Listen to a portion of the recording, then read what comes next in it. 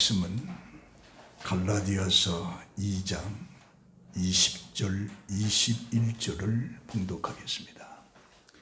신약 304조 갈라디아서 2장 20절에서 21절까지 봉독합니다.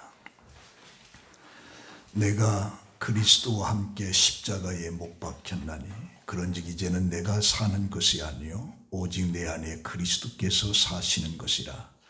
이제 내가 육체 가운데 사는 것은 나를 사랑하사 나를 위하여 자기 자신을 버리신 하나님의 아들을 믿는 믿음 안에서 사는 것이라. 내가 하나님의 은혜를 패하지 아니하노니 만일 의롭게 되는 것이 율법으로 말미암으면 그리스도께서 헛되이 죽으셨느니라. 아멘.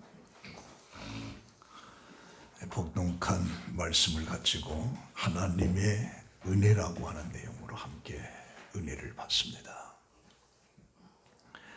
그 바이올렛 아워라고 하는 이 KT 로이프의 지은 그 마지막 순간, 죽음의 순간, 그런 책을 통해서 현대 지성인들의 마지막을 그들은 어떻게 생각하고 행동하는가를 추적하는 그런 내용이 그 KT 로이프의 바이올렛 아워라고 하는 책에서 나오고 있습니다. 2004년 12월 28일 뉴욕 타임스는 수잔 톤택이라고 하는 여인의 죽음을 알리면서 그녀는 뉴욕 지성계의 여왕이라고 하는 이름을 붙였습니다. 그 수잔 톤택의 삶에 있어서 철학은 삶의 질은 그렇게 중요하지 않다. 그에게 중요한 것은 삶 자체였다. 그녀는 우리가 죽음을 외면할 수 있고 죽음을 실제하지 않는 것으로 만들 수 있으며 죽음을 받아들이느냐 마느냐에 대한 선택권 또한 우리에게 있다는 생각은 얼마나 멋진가. 그러나 선택은 결코 평범하게 전락하지 않겠다고 마음속으로 굳게 다짐하고 맹세했지만 그녀 또한 죽음이라고 하는 현실에 어쩔 수 없는 평범한 사람으로 그리고 숨을 거두게 되는 것이 수잔 선택입니다. 전신 분석학 창시자 프로이트는 83세에 죽었는데 쾌락의 원리의 저편에서 우리에게 남은 것은 생명체답게 자기만의 방식으로 죽어갈 수 있기를 바랬다. 그 프로이트는 목숨을 내려놓을 때와 그 방법을 스스로 선택할 수 있기를 바랐어요. 그 죽음을 스스로 선택할 수 있는, 그래서 그는 자유롭게 죽고 싶다. 나만의 방법으로 죽고 싶다라고 말하죠. 그래서 그는 죽음을 증오했지만 불안은 없었다. 영국의 천재 시인 딜런 토마스는 그의 작품은 죽음이 중요한 주제 중에 하나였습니다. 그의 시에 순수히 어두운 밤을 받아들이지 마오. 분노하고 분노하고 꺼져가는 빛에 대해서 반복하고 있습니다. 그는 항상 늘 죽음을 두려워했고 이를 잊기 위해서 끊임없이 방랑하고 술을 마셔댔습니다. 결국에 시 낭독을 위해서 뉴욕을 방문하고 호텔에서 과로와 음주로 그는 결국에 죽음을 당하고 맙니다. 존 업다이크는 미국의 소설가이면서 그의 대표적은 달려라 토끼, 돌아온 토끼, 토끼는 부자다, 토끼는 안식하다 라고 하는 것으로 풀리처상을 받은 존 업다이크입니다.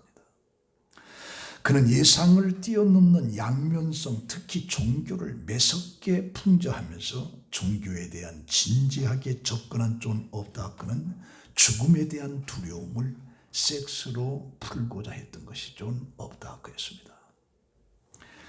그리고 모리스 샌닥이라고 하는 20세기를 대표하는 동화작가, 괴물들이 사는 나라, 그는 83세로 사망을 했는데 이 샌닥은 어떤 초월적인 것도 믿지 않았고 사후세계도 믿지 않았고 하나님의 존재도 믿지 않았고 83살에 가진 한 인터뷰에서 죽은 후에 무엇이 있다고 생각하느냐라고 하는 질문에 빈자리 외치면서 그는 마치고 말합니다. 그래서 이 노이프의 결론은 죽는 순간까지 일하라, 일하지 말라. 죽음에 저항하라, 저항하지 마라. 죽음을 완전히 통제하라. 죽음에 순응하라, 죽음을 부정하라. 죽음을 받아들이라, 기도하라, 기도하지 마라. 최대한 많은 진통제를 복용하라. 진통제를 거부하라. 죽음에 항거하며 분노하라. 죽음을 향해서 돌진하라. 그런데 죽음을 맞아 어떻게 행동해도 결국에 죽음은 똑같다. 모두가 죽는다. 그리고 누구나 죽음과 동시에 땅에서 해방이 된다. 현실에서는 우리에게 죽음의 선택권이 없다. 죽음을 우아하게 자연스럽게 받아들이는 것이 최선이다. 그러면서 저자는 내가 줄곧 찾아 헤맸지만 이르지 못한 결론이다. 그래서 우리는 각자 자신에게 알맞는 위안거리를 만들어야 한다. 죽음이 우리를 찾아올 때까지, 그리고 할 수만 있다면 삶의 마지막 순간에 후회하지 않기 위해서라도 죽음을 기억해 둘 필요가 있다. 내가 곧 죽을지도 모른다고 생각하며 아무래도 후회할 일을 덜 만들지 않겠는가. 자, 당신의 삶의 마지막 순간이다. 당신은 지금 어디에 있고 무엇을 하는가? 누구와 함께 있는가? 그러면서 이 노이프는 위대한 예술가, 학자들이 죽음을 인생의 종착역으로 여기는 문화 속에 탈출구를 찾지 못하고 길을 잃고 신음하고 있는 저자의 모습을 봅니다. 그런데 이들이 한결같이 공통점이 뭐냐? 죽음의 너머를 생각하지 못하고 있다는 거예요. 죽음으로 모든 것은 끝난다. 그러기 위해서 삶의 의미보다는 삶 자체가 중요하게 생각하는 오늘의 지성인들의 문제를 여기서 우리가 보게 되는 겁니다. 자, 그러다 보니까 인간은 교만하기가 그지없게 되는 거예요. 이 죽음 자체로 모든 건 끝난다. 삶 자체가 중요하다. 그러다 보니까 인간은 교만이 끝을 달린다. 그래서 우리가 지구 바로 바깥에 위치한 화성에 대한 인류의 관심이 그 시작된 것이 고대서부터 일어났습니다. 그 메소포타미아 문명에서 점성술사들은 화성을 전쟁이나 피를 흘리는 사건과 연관을 시켰어요. 그리고 고대 로마의 전쟁의 신 이름이 마르스였던 것도 이와 같은 깊은 관련이 되어 있습니다. 인류가 유독 화성에 관심을 가진 것은 그 화성의 대기라든가 바람이라든가 계절이라든가 변화 등의 이 지구와 조건이 비슷해서 그럽니다. 그래서 화성 탐사가 활기를 띠기 시작한 것은 2008년 8월 미국 항공우주국에 화성에서부터 물을 발견한 겁니다. 물을. 그래서 미국은 2010년부터 나사 주도로 2035년까지 유인 우주선을 개발해서 화성에 사람을 보내는 것으로 한 목표가 그 프로젝트를 추진 중에 있는 겁니다. 그러나 미국의 스페이스라든가 최고 경영자 일론 머스크는 2001년 우주운실과 화성 농사를 얘기하면서 그 머스크는 자기 자신의 그 계획을 3년 앞당겨서 2022년에 화성에 사람을 보내겠다. 그리고 발표를 했어요. 그리고 100년 내 화성에 100만 명이 거주하는 식민지를 건설하겠다라고 하는 야심찬 계획도 이 머스크가 이야기를 해주고 있습니다. 그러면서 이제 인간이 직접 외계 행성에 생명체의 씨앗을 뿌리는 것이 목표다. 그래서 인류는 우주의 신이 되는 것이다. 그 코스모스의 저자인 미국의 유명한 천문학자 칼 세이건은 외계 생명체의 존재를 묻는 질문에 우주에 우리 인간만이 존재한다고 하면 엄청난 공간의 낭비가 될 것이다. 그러니까 외계의 생명체를 발견하지 못했지만 인공지능이 가미된 탐사선을 외계 행성에 보내서 거기에 미생물을 싣고 그 미생물이 진화되도록 하면 된다. 그렇게 이야기하고 있습니다. 그리고 그로스 교수는 우리는 생명에게 번성할 기회를 주어야 되며 인간은 소극적으로 우주를 관찰할 것인가 아니면 능동적으로 우주를 바꿀 것인가 그 선택의 기로에 서 있다라고 강조하면서 인간이 신이 되는 거예요. 인간의 교만이 한없이 높아져. 그래서 우주에 인간을 심어놓고 그들을 진화시키면서 지구상에 우리만 사는 것은 공간의 낭비다는 거예요. 전 우주에 이게 인간이 교만에 극에 달한 모습을 우리가 쳐다보게 되는 겁니다. 그래서 사도 바울은 디모데후서 4장 3절에 때가 이르리니 사람이 바른 교훈을 받지 아니하며 귀가 가려워서 자기의 사욕을 따라 스승을 많이 두고 또 그 길을 진리에서 돌이켜 허탄한 이야기를 따르리라. 그러나 이 죽음 너머의 길을 제시하는 것이 바로 우리 기독교입니다. 이 기독교에서 죽음 너머의 길을 제시하는데 그게 바로 십자가의 은혜입니다. 십자가의 은혜예요. 이것이 바로 복음이고 전 세계를 향한 하나님의 사랑의 메시지인 겁니다. 인류의 길이 여기에 있는 것입니다. 그래서 요한복음 3장 16절에 하나님이 세상을 이처럼 사랑하사 그를 믿는 자마다 멸망하지 않고 영생을 얻게 하려는 죽음 너머의 영생을 얻게 하기 위한 것이라고 하나님께서 그의 사랑하는 아들 독생자를 이 땅에 보내주셨다. 그렇게 말하고 있습니다. 그런데 하나님께서 아들 예수를 이 땅에 보낸 것은 세상을 심판하려고 하는 것이 아니라 그로 말미암아 세상의 구원을 받게 하기 위한 것이라고 말합니다. 그래서 예수님도 이 세상에 와서 최초 외쳤던 것이 뭐냐? 회개하라, 천국이 가까워서 죽음 너머에 천국이 있다라고 하는 것이 예수의 메시지, 이게 복음입니다. 그래서 사도 바울은 죽음 너머의 세계를 확신하고 있습니다. 디모데후서 4장 7절에 나는 선한 싸움을 다 싸우고 나의 달려갈 길을 마치고 믿음을 지켰으니 이제 후로는 나를 위하여 의의 면류관이 예비되었으므로 주 곧 의로우신 재판장이 그날에 내게 주실 것이며 내게만 아니라 주의 나타나심을 사모하는 모든 자에게니라. 그래서 죽음 너머의 영생에 대한 확신을 바울은 말하고 있습니다.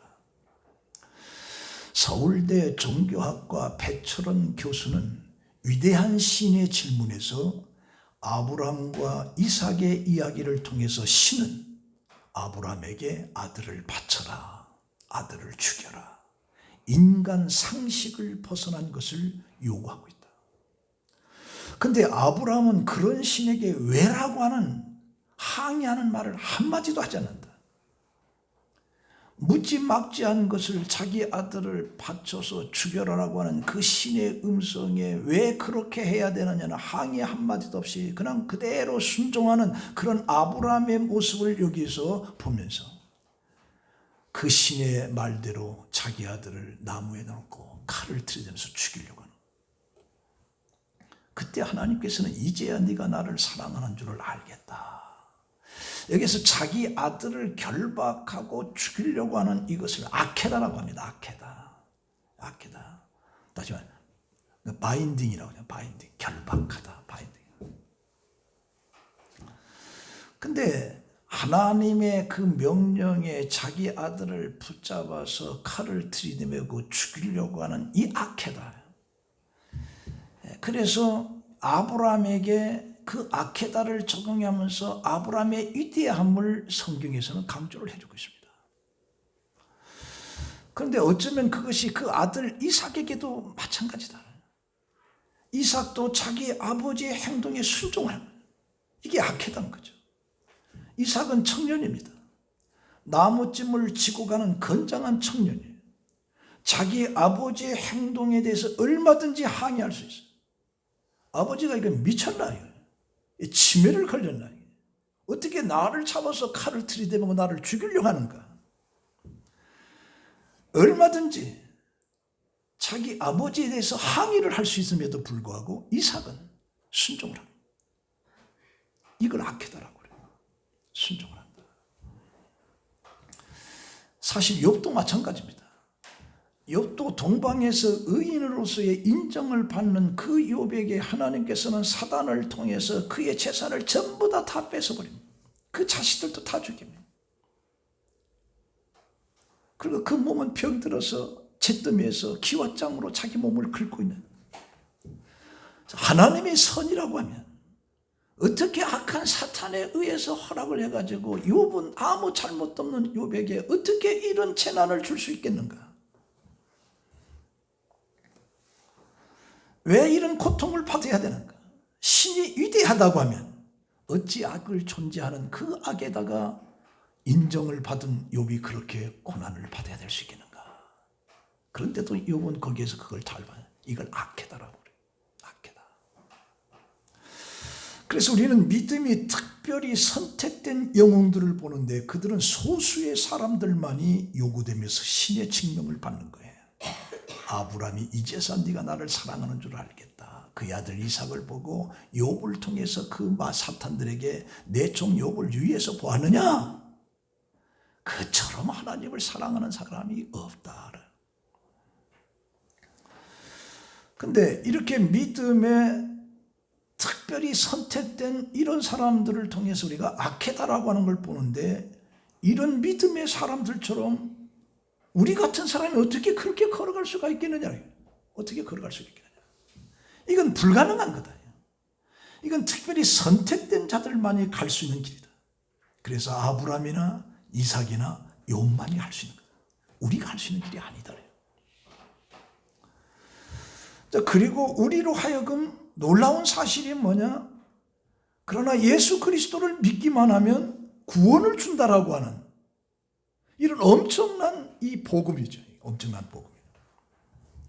이것을 가르쳐서 우리가 하나님이 우리에게 주신 은혜다. 인간을 사랑하기에 그냥 거저 주신 거다. 아브라함처럼 요구하지 않습니다. 이삭처럼 욥처럼 우리에게 그런 걸 요구하지 않아요. 믿기만 하면 구원을 주겠다. 이게 하나님의 은혜라는 게 하나님의 은혜라. 이런 진리를 고린도전서 1장 23절에 우리가 십자가에 못 박힌 그리스도를 전하니 유대인에게는 거리끼는 것이요 이방인에게는 미련한 것이로되 오직 부르심을 받은 자들에게는 유대인이나 헬라인이나 그리스도는 하나님의 능력이요 하나님의 지혜니라. 이런 사실, 예수 그리스도가 십자가에 못 박혀 죽고 그를 믿음으로 인해서 이방인인지 유대인인지 할 것 없이 그게 바로 능력이고 지혜라고 하는 이게 복음인데, 이 복음을 내가 받아들여서 믿기만 하면 구원을 받는다라고 하는 이런 엄청난 이 사실이 우리에게는 너무도 엄청난 거라. 너무도 이게 이제 바로 복음이라는 거죠. 자, 그러면 아브라함처럼 그의 아들을 모리아 산에서 죽이려고 하는 그런 모습과 그 아버지에게 그대로 순종하는 이삭을 보고, 그리고 욥이 모든 걸 다 잊어버리는 이런 엄청난 것을 쳐다보면서 그들이 가졌던 이 아케다의 이 체험이 오늘 우리들에게도 필요하다. 우리에게도. 근데 우리는 그렇게 할 길이 없다. 그럼 하나님께서 왜 우리에게 아브라함을 제시하면서도 오늘 우리들에게도 이것을 요구하고 있는가? 이게 이제 의문이 되는 거예요. 의문이. 그런데 그 아케다, 아브라함의 아케다, 이삭의 아케다, 욥의 아케다의 그 놀라운 사실을 하나님은 우리들로 할 수 있도록 길을 제시해 줬다. 우리에게. 그게 뭐냐? 예수 십자가의 죽음이에요. 겟세마네 동산에 예수의 고뇌, 이 잔을 피할 수만 있으면 피하게 해주시오. 그러나 내 뜻대로 하지 마시고 아버지 뜻에 십자가에 죽어가는 그 예수가 바로 아케다라는 말이에요. 아케다. 이런 아케다의 예수를 하나님께서 믿기만 하면 내가 너를 아케다로. 이게 하나님의 은혜라는 게 하나님의 은혜라는 게. 그래서 로마서 5장 8절에 우리가 아직 죄인 되었을 때에 그리스도께서 우리를 위하여 죽으심으로 하나님께서 우리에 대한 사랑을 확정하셨다.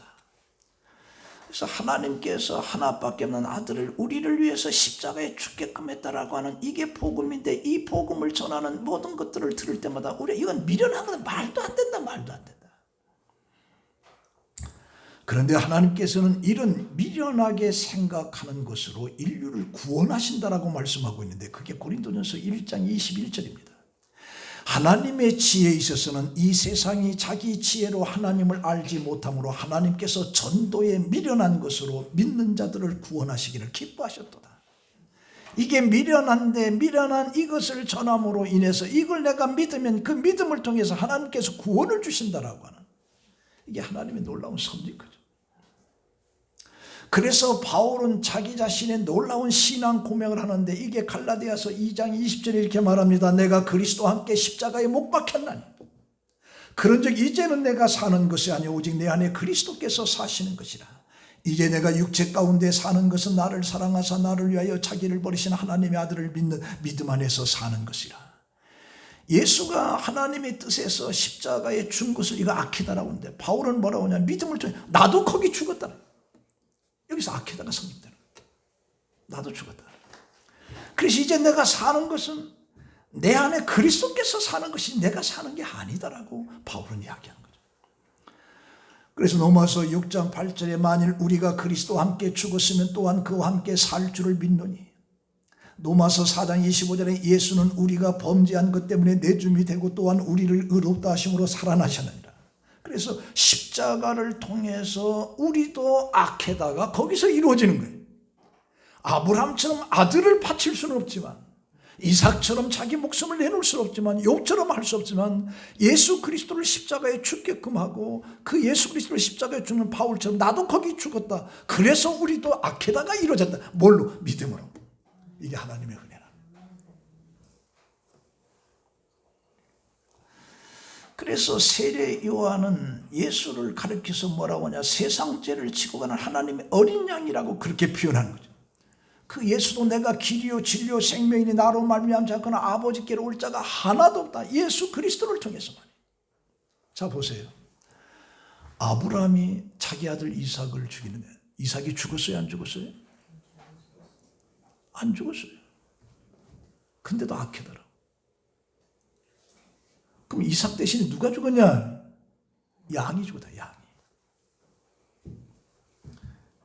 바로 예수가 하나님의 뜻에 대해서 우리의 양이 대신된 거예요. 이삭 대신에 양이 대신된 거예요. 그럼 그게 예수가 죽은 거예요. 우린 믿음을 통해서 아케다가 여기서 이루어지게 되는 거예요. 그래서 믿음을 통해서 아케다가 우리가 이루어지는 거예요. 이게 진리, 이게 복음인 겁니다. 복음이에요. 사실 엄청난 거죠. 자, 그러면 이런 놀라운 은혜를 우리가 어떻게 삶 속에서 나타내면서 살아야 되느냐. 실질적으로 아브라함이 아들을 죽이려고 했지만 하나님께서 그걸 받아주고 그 아들을 죽인 것이 아니라 대신 양 한 마리가 희생돼서 죽은 것처럼, 그러나 아브라함 아케다가 이루어진 거예요. 오늘 우리도 예수 그리스도를 통해서 그를 믿음으로 우리도 아케다가 이루어진 거예요. 이게 십자가의 은혜라는 거예요. 십자가의 은혜. 그럼 이런 놀라운 그 은혜를 우리 그리스도인들은 삶 속에 어떻게 하면서 살아야 되느냐. 세 가지로 말씀드려요. 첫 번째는 기뻐하면서 살아야 된다. 기뻐하면서. 그리스도인들은 항상 얼굴에 웃음이 있어야 됩니다. 뭐 환경이 웃을 수밖에 없는 좋은 환경이 있어서가 아니에요. 바로 이 아케다, 십자가의 은혜, 이런 사실을 통해서 우리는 기쁨이 있어야 됩니다. 기쁨이에요. 그래서 데살로니가전서 5장 16절에 항상 기뻐하라, 쉬지 말고 기도하라, 범사에 감사하라, 이것이 그리스도 안에서 너희를 향하신 하나님의 뜻이다. 그래서 우리 그리스도인들은 이 하나님으로 인해서 기뻐해야 되고, 그 하나님이 주신 그 은혜에 감격해서 기뻐해야 되고, 일을 하면서도 기뻐해야 되고, 주위 사람들을 통해서 뭐가 그렇게 좋아서 그렇게 기쁨이 있느냐라고 하는 소리를 들을 정도로의 그 기쁨을 가지고 우리 그리스도인들은 살아야 된다. 이 하나님의 십자가의 은혜를 안다면. 지금 예배 드리면서 여러분들 얼굴 보자면 이 기쁜 얼굴이 하나도 없어요. 전부 다 그냥 피곤해 지쳐가지고. 어느 목회학 교수가 신방 성공의 비결이 뭐냐 할 때 신방 오는 그 대원들이 얼굴에 기쁨이 있는 모습을 보고 그때는 신방 설교 안 해도 된다. 그 사람들이 도전받는다. 저들은 어떻게 저렇게 얼굴에 기쁨이 있을까? 거기에 도전을 받게 되면서 거기서 그들이 새롭게 예수에 대해서 진리를 발견하게 된다. 그러니까 여러분들이 주위 사람들로부터 대체 무슨 기쁜 일이 있어서 그렇게 얼굴이 항상 기쁨이 넘치느냐는 소리를 들어야 된다. 이게 없으면 아키다의 문제가 있다. 아키다. 그 작곡가 베토벤이 32살에 비극적인 유서 한 장을 씁니다. 그의 친구인 칼과 요한에게 유서를 전달하기 위했는데 그 유서에는 삶에 대한 시한과 원망이 가득 담겨져 있습니다. 나는 6년 동안 미래에 대한 막연한 희망으로 지냈다. 이제 머지않아 생을 마감할 것이다. 오 하나님이여 내게 기쁨의 날을 허락해 주소서. 그 베토벤은 당시 시련과 청력 감퇴로 깊은 시름에 잠겨서 그는 유서를 쓴 겁니다. 내가 곧 죽게 될 것이다. 그로부터 24년이 지났어요. 베토벤은 그 비엔나 한 극장에서 합창 교향곡이 울려 퍼지고 있었는데 그때 그는 청력이 이미 거의 상실했어요. 건강이 극도로 악화되어 있어요. 근데 청중들의 우레 같은 박수 소리가 그의 귀는 하나도 들리지 못해요. 귀가 청력을 잃어버렸기 때문에. 그럼에도 불구하고 그의 마음속에 기쁨이 솟구넘친 거예요. 24년 전보다 열악한 환경에 있음에도 불구하고 그의 마음속에서는 기쁨이 행복이 넘쳤었다. 이걸 보면서 삶의 행복과 기쁨은 외부로부터 오는 것이 아니에요. 기쁨은 내부에서 오는 겁니다. 내가 비록 다른 사람의 비교 속에서 어렵고 고통 속에 살아오지만 내면에서부터의 기쁨이 있으면 그 기쁨. 그래서 환경에 의해서 기쁨이 오는 게 아니에요. 그러니까 초대교회 노마 경주장에서 수많은 기독교인들이 불에 타서 죽는데 그들이 웃으면서 죽습니다. 죽는데 뭘 웃음이 나와요? 웃음이죠. 이게 바로 그리스도인들의 기쁨이라고 하는 기쁨이에요.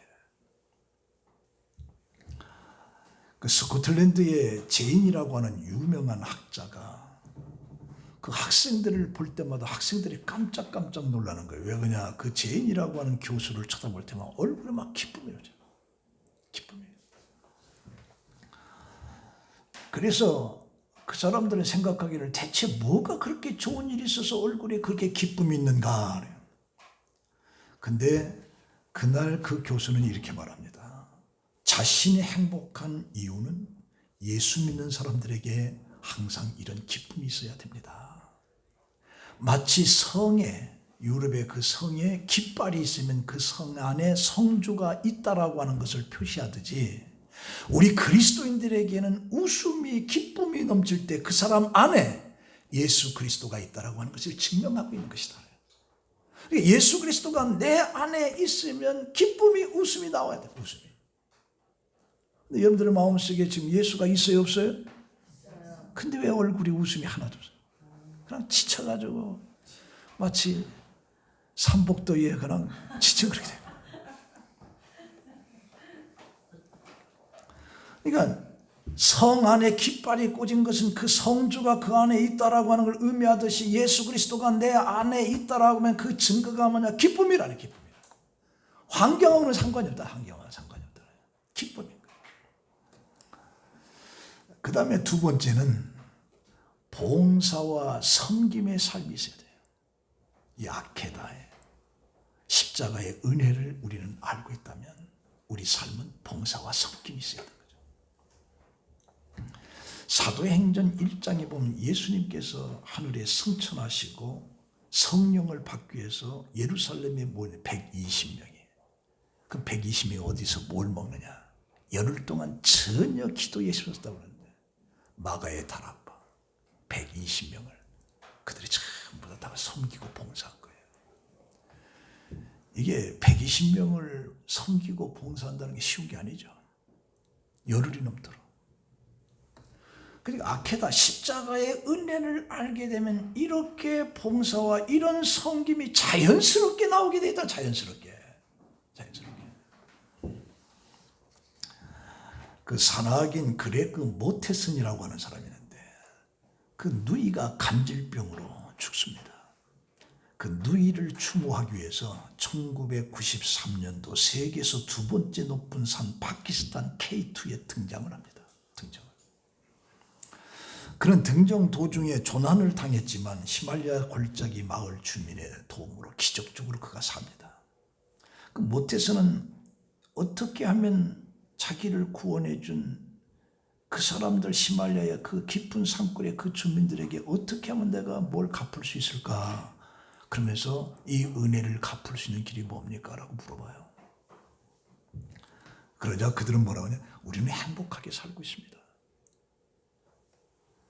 다만 학교가 없어서 자녀들에게 교육을 가르치지 못한다는 거는 것에 아픈 마음이 있을 뿐이지 우리는 지금 행복하게 살고 있습니다. 이 말을 들은 그 모태슨이 미국에 돌아가서 미국 전역의 유명 인사들에게 편지를 탔습니다. 자기 상황을 조용히 얘기하고 그래서 이 파키스탄에 학교를 세우자. 그래서 그 오지에 78개의 학교가 들어서면서 3만 명의 파키스탄 어린아이들이 교육을 받게 되는 거죠. 그러면 그 모태슨이 뭐라고 하냐? 내가 이렇게 할 수 있었던 것은 그 파키스탄의 격언, 히말라야 사람들의 그 격언이다. 그 격언이 뭐냐? 차 한 잔을 마시면 당신은 이방인이고 두 잔을 마시면 손님이고 세 잔을 마시면 우리 가족이다 라고 하는 그 격언에 의해서 이렇게 했다. 그러면서 그 지역에 78개의 학교를 세우고 이게 봉사예요. 봉사. 로마서 16장 1절에 내가 갱그레아 교회의 일꾼으로 있는 우리 자매 베베를 너희에게 추천하노니 너희는 주 안에서 성도들의 합당한 예절로 그를 영접하고 무엇이든지 그에게 소용되는 바를 도와줄지니 이는 그가 여러 사람과 나의 보호자가 되었음이니라. 이 여자가 베베입니다. 최초의 집사예요. 로마서 서신을 그 연약한 여자에게 로마로 가서 부탁을 하는 거죠. 근데 바울이 뭐라고 하냐? 그는 여러 사람과 나의 보호자가 됨이라. 가장 신뢰할 만한 이게 바로 베베의 집사예요. 그러니까 십자가의 은혜를 알게 되면 그의 일생은 섬김과 봉사로서의 모든 삶을 다하는 거예요. 여러분 우리가 잘 아는 그 애틀랜타의 그 마틴 루터 킹 목사입니다. 그가 마지막 설교를 이렇게 해요. 만일 여러분이 내 생애의 마지막 날 나와 함께 할 수 있다고 하면 장례식은 길게 치르지 마십시오. 그리고 내가 노벨 평화상을 받았다는 얘기는 일절하지 마시오. 그것은 중요한 것이 아닙니다.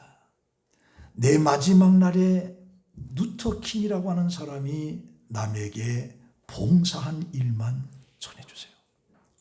굶주린 자에게 먹을 것을 주려고 노력했다라고 하는 것만 전해주세요. 헐벗은 사람들에게 입을 것을 주려고 노력했다라고 하는 말씀만 전해주세요. 옥에 갇힌 자들을 돌봐주려고 노력했다라고 하는 말씀만 전해주세요. 나아가서 인류에게 이렇게 봉사하려고 애쓴 흔적이 있다라고 하는 이야기만 전해주세요. 그 이상은 아무 말도 하지 마세요. 이게 바로 오늘 우리들에 대해 십자가의 은혜 속에 감격 속에 살아가는 사람들의 삶의 모습이에요. 내가 얼마나 섬겼냐, 내가 얼마나 봉사했느냐, 이거를 내가 노벨 평화상을 받았다는 그건 중요하지 않다. 내 경력이 이렇다 그건 중요하지 않다. 정말 헐벗고 어려운 사람에게 내가 이렇게 하려고 애썼다라고 하는 이거 하나를 루터킹은 말하고 있는 거예요. 그리고 세 번째는 이 엄청난 아케다 십자가의 은혜, 이걸 증거하면서 사는 거예요. 이게 우리 그리스도인의 삶입니다. 뭐 하면 이렇게 돈이 많이 번다, 뭐 하면 건강해지다, 그 다 정말 중요한 건 뭐냐, 이 십자가의 이 은혜, 예수 그리스도의 그 십자가의 그 은혜, 아버지 뜻에 순종하는 아케다예요. 그 예수를 증거하며 사는 거, 그게 우리들의 삶인 거예요. 그게 우리들의 삶인 거예요. 그래서 사도행전 1장 8절에 성령이 너희에게 임하시면 너희가 권능을 받고 예루살렘과 유다와 사마리아와 땅끝까지 이르러서 내 증인이 되라. 사도행전 16장 30절에 그들이 데리고 나가 이르되 선생여 내가 어떻게 해야 구원을 받을까? 주 예수를 믿으라. 그러면 너와 내 집이 구원을 얻으리라. 사도행전 11장 20절에 그중에 구브로와 그레네 몇 사람이 안디옥에 이르러 헬라인에게 말하여 주 예수를 전파하니 그의 주의 손이 그들과 함께 하심에 수많은 사람들이 믿고 주에게 돌아오더라. 사도행전 5장 41절에 사도들이 그 이름을 인하여 능욕받는 일에 합당한 자로 여기심을 받으면서 기뻐하면서 공의 앞을 떠나니라. 그들이 날마다 성전에 있든지 집에 있든지 예수는 그리스도라, 예수는 그리스도와 가르치와 전도하기를 쉬지 아니하니라. 이게 십자가의 은혜를 아는 사람들이 할 수 있는 길에 이게. 근데 우리는 이런 것도 다 찾을 것, 그냥 무엇을 먹을까 입을까 세상에 이런 거에 온통 취해서 살고 있다. 자, 이 말씀의 결론입니다. 예수님이 달린 십자가에 오늘 우리도 거기서 같이 죽었어요. 여기 아케다야. 예수 죽는 곳에 우리도 죽었어요. 믿음을 통해서 바울이 고백한 것처럼 우리도 죽었다. 이것을 믿음으로 우리는 아케다가 이루어진 것이에요. 이렇게 된 것은 하나님의 은혜다. 하나님의 은혜. 우리가 거저준 하나님의 은혜다라는 은혜다. 그러면 이 은혜를 알고 사는 우리들의 삶에는 항상 기쁨이 있어야 된다. 그리고 봉사와 섬김으로. 그리고 이 엄청난 십자가의 은혜를 우리는 증거하면서 사는 것. 이게 바로 그리스도인의 삶. 오늘 성공교회 여러분들의 삶이 되기를 예수의 이름으로 축원합니다. 기도하겠습니다. 하나님 감사합니다. 우리는 정말 아무것도 할 수 없는 무능한 그런 존재임에도 불구하고 십자가의 은혜를 통해서 아케다를 이루고 그리고 내가 그리스도를 위해서 세상을 살아갈 수 있는 그런 놀라운 축복의 길을 주신 하나님, 그 하나님을 기뻐하고 그 하나님을 감사하고 그 하나님을 찬송하면서 사는 우리 성도들이 되게 하여 주시옵소서. 예수님의 이름으로 기도합니다. 아멘.